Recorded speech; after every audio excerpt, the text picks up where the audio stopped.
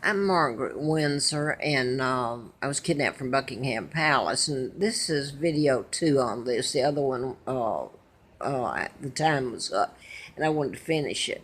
This is part 2 of it, and I'm back here at the Sunny Shaws in Salem. And I want to tell what happened here today. When I first came here back, I guess the last of July or mid-July, I was so happy because this one seemed nice, and they gave me a rate that I really couldn't afford, but I didn't have anywhere else to go. It was a little expensive for me. Well, anything is really. But my point in today, after I had to leave, I put this on the tape. It was just up, and had to come back. I'm run with chemicals. It's chemical warfare. There's nothing funny about it, but everybody seems to think it's this joke that they can do it to me and who I am. So nobody would fix the air conditioning. After I was here, I had to move across the hall, and come find out he had just gone in there, they said, and cleaned it, but he cleaned it with chemicals. You're supposed to take the air conditioning out to clean them. So either they're giving me the rooms that have the old air conditioning, and I took pictures of it and put it up. They're horrible. But it's not just that. They have a way to turn it on. The and it does. You can unplug the air conditioning, and it's still on. The smells. You don't even have the air conditioning on turned on, and it pours out. So anyway, I only enjoyed a few weeks when I first came here, and then came back because it was the one I thought I found that I could stay at if I could afford it. And I told about running back and forth to the forestry to camp and what they did to me there. By the way, I'll finish the last one. They brought me down off from Cornelius Shelter, Blue Ridge Parkway, which, by the way, they had just paved the Blue Ridge Parkway. And I did get some of those fumes in, but they actually come in and soaked me with chemicals, my tent. And vertigo was so bad. And I ended up, some woman called, she didn't tell me she was going to do it. She called the rescue. They come up and took me to the emergency room. And I stayed some days up there. And I came back here. I was so sick. I had full-blown vertigo, man. And at least they were nice to me. I came back here, and God, I was hit with the same thing. The fumes in the air conditioning unit and everything. And it really, you could say, well, maybe it's something the housekeeping's using, and that's why I'm going to today. The maintenance, when I came back, and let me remind you, I called them here. I was in the hospital, and I have never not paid my rent, never, on time. And I called them and told them my situation. I was trying to get out of the hospital and have a place to go. And I told them I'd pay them when I got my check, or ask them would they. And no, they wouldn't. They wouldn't help me at all. So anyway, I ended up coming back here. I stayed in the hospital that long, came back here, and the fumes were so bad. Now I want to get to today. I've sucked it up for a week. I paid again yesterday because I don't know what I'm going to do. I've got some hope that this is going to be over. And God help me to be able to tell it all, and people get locked up in jail that aren't dead, because this is ongoing. Like the letter I got from the FBI back in '79, ongoing investigation, national security involved. So this is a joke to them. Today, I simply went out the door, and I've been sick and so bad that it attacks my immune system, and I get so low that my energy level's so low, and my immune system attacks itself.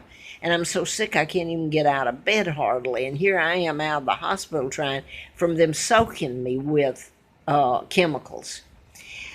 So I went.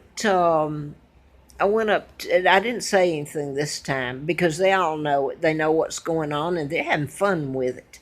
So I went to the. Yesterday I paid the rent again. I hated to, but I paid it again, and she asked me, did I want it clean, the room clean? And I said, I was walking away when she asked me, and I said, well, tomorrow I clean it. It'll be just fine.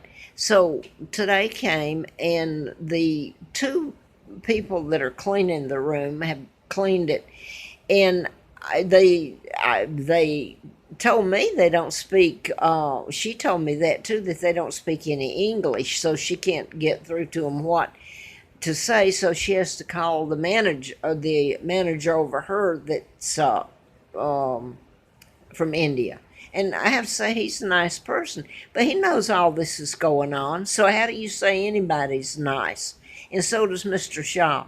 So now then, today they didn't come in and clean it, so I opened the door, left it open so they'd come in and know to come clean. They didn't. I simply walked out, and I've tried to the water was off the other day, and I simply opened the door and asked him, and I don't know if it's his wife, she helps him, and she's from India. I said, is the water off in every room? He turned around and he said, no, clean your room, no, clean your room. Really mean.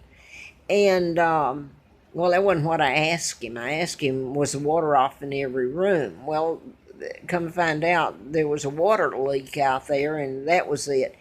But today, when he didn't clean the room, I left the door open. They went right by it, and they were putting their things away, cleaning things away. And I said, you need to clean my room.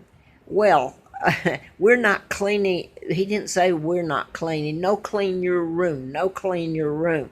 So I go up to the desk and I tell her, and can you believe that the maintenance man, who I have not seen for the week and a half I've been here this time, and I only saw him when I first came here, and out of the blue, when I'm at the desk telling her they won't clean my room, he's standing there.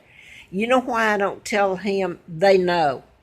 And I'm going to go ahead and say it. I know that some of them's sons or children have been threatened. He either does this, or the maintenance does this to me, or whoever, whatever, to me, or their children will, something happen to them.